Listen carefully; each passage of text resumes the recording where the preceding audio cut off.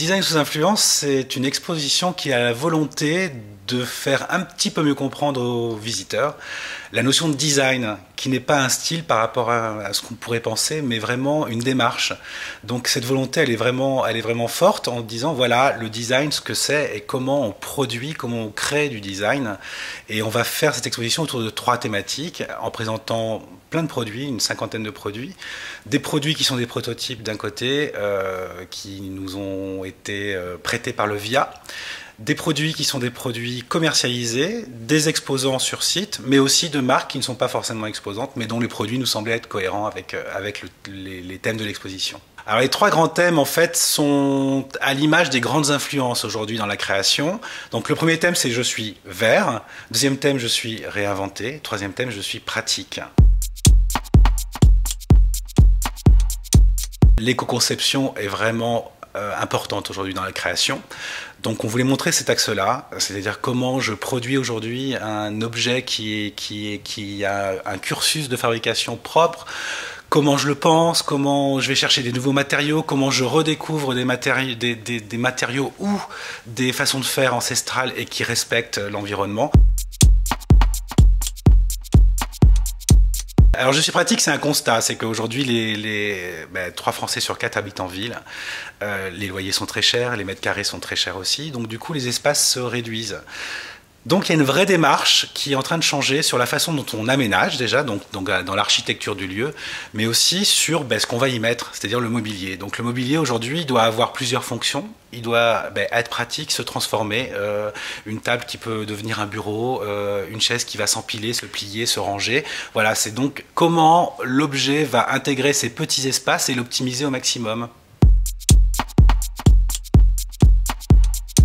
Alors je suis réinventé, on ne pouvait pas faire l'impasse là-dessus parce que on a une histoire en France des styles qui est très très riche, avec beaucoup de styles différents, qu'ils soient régionaux ou entre guillemets de grands styles. Et il y a une multitude de produits dans le design, mais pas seulement, mais une multitude de produits qui font référence à ces styles-là.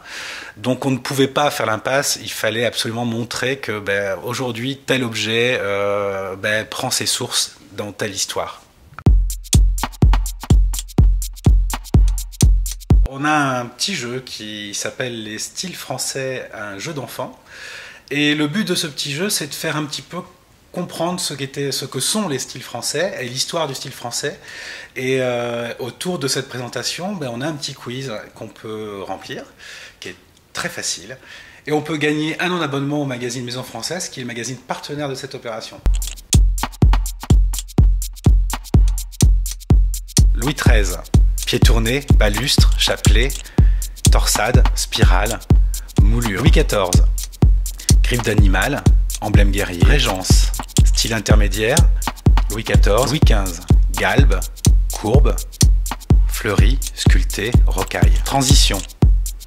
Néoclassique, antiquité, gréco-romaine. Louis XVI.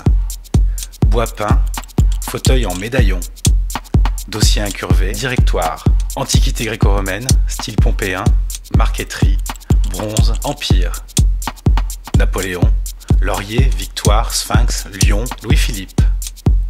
Différentes inspirations, gothique, renaissance, second empire, capitonnage, frange, fauteuil crapaud, art nouveau, inspiration de la nature, inspiration japonaise, art déco.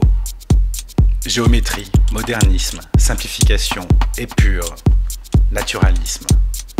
En plus, sur cette exposition, vous pouvez toucher, palper, tester, regarder, voir, essayer et retoucher encore. Donc allez-y.